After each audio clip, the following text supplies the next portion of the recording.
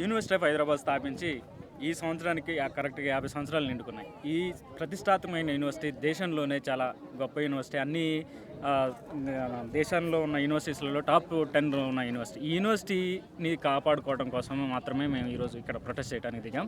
University of Hyderabad ల్యాండ్స్ని Telangana government, Congress government auction చేయడానికి, వేలంపాట వేయడానికి ప్రయత్నం చేస్తుంది. ఇది యూనివర్సిటీకి సంబంధించిన ల్యాండ్. ఈ యూనివర్సిటీని డెవలప్ చేయాల్సిన అవసరం ఉన్న ప్రభుత్వం దాన్ని వదిలేసి ప్రైవేటు సంస్థలకు అప్పచెప్పడానికి ప్రయత్నం చేస్తుంది.